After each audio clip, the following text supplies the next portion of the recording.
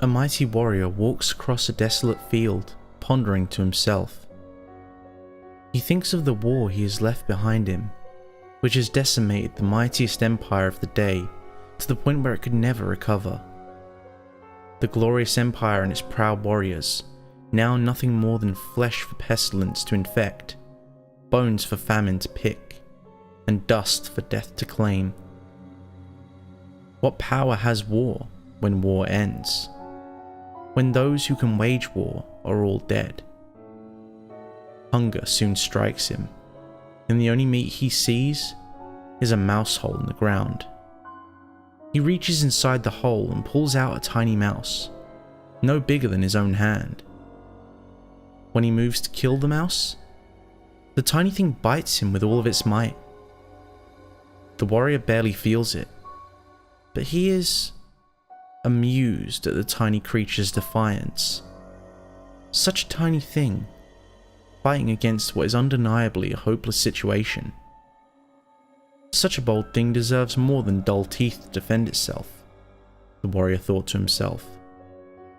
Using power it had taken from a battle long before, war infused the tiny mouse with the power of lightning itself. So the story goes. At least, this version of the story. There is a version for every animal, plant, fish, and insect in the known world. And in a sense, all of them are true. Whatever the initial inspiration had been, war began an experiment that would shape the world forever.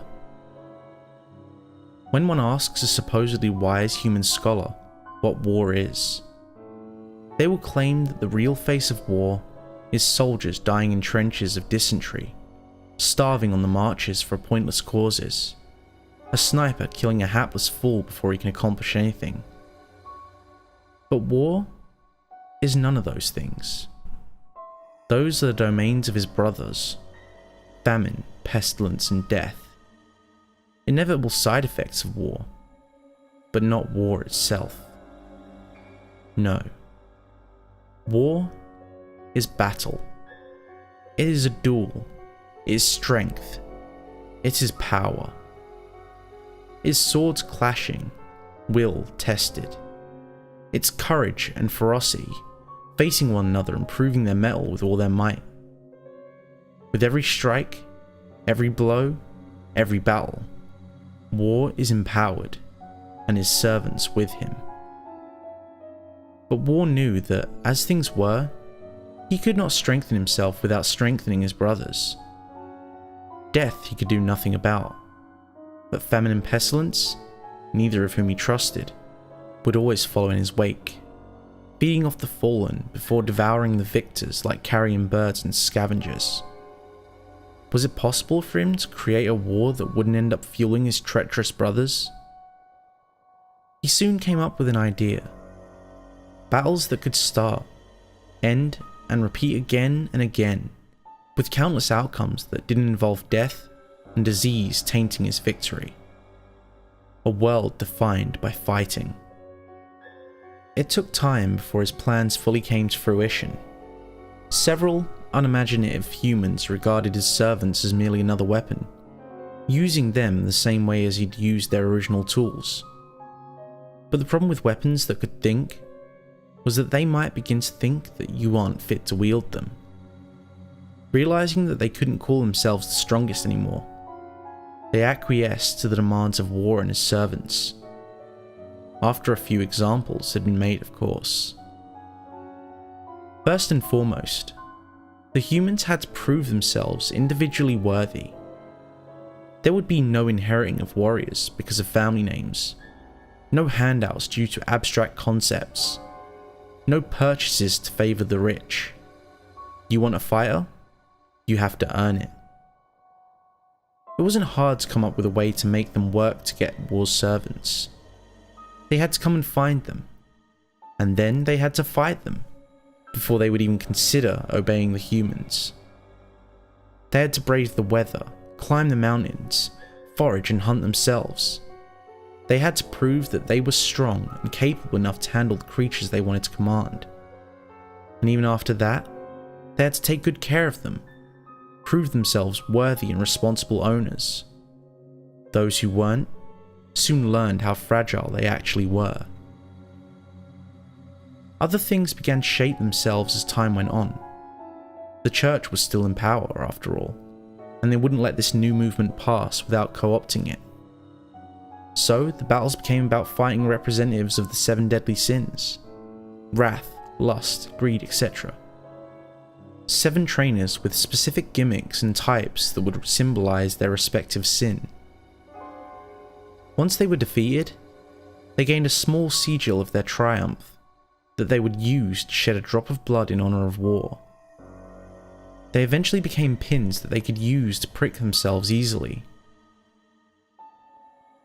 When did it become 8? Many have asked. My theory is the 8th sin was blasphemy. A few humans, idiots at best and heretics at worst, got it into their heads that they could tame the gods the same as the other creatures. At least 3 cities were destroyed as a result of this foolishness, and 7 sins became 8. Naturally, trainers needed yet another way to filter out the best of the best, so they had another part of their journey. Anyone who could triumph against their own sins would battle against the 4 representatives of war: famine, pestilence, and death. Once they had defeated all of them, they would become God? The church never liked that part.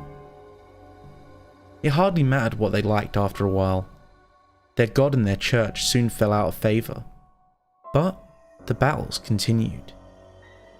Even as the metaphors of sins and harbingers fell away, even as the sport became commercialised, even as children became the primary source of training, the fights remain. And really, that is all that matters. In the end, all trainers serve war, including my own. Some wonder how Ash would feel about knowing that. He's the sort who would claim that war is a terrible, monstrous thing to be avoided. But the battles we regularly participate in are different because of friendship. Still, that naivete can be forgiven in a child. At least he understands that it's our efforts that he gains his glories. Certain other trainers have gotten it into their heads that they and they alone are responsible for victory, regarding us as nothing more than tools for their glory. Arrogant fools. But they'll learn soon. I've been hearing rumblings among my fellow servants of war. Murmurs of a poison seeping through the tournaments. Heretics and idiots repeating the mistakes of the past. Brats and bullies seeking to circumvent the rules so they gain more power for themselves. They need a lesson in just who made those rules in the first place. And if they won't learn, Ash may need to learn how to appreciate war very soon. Thank you for listening to the end.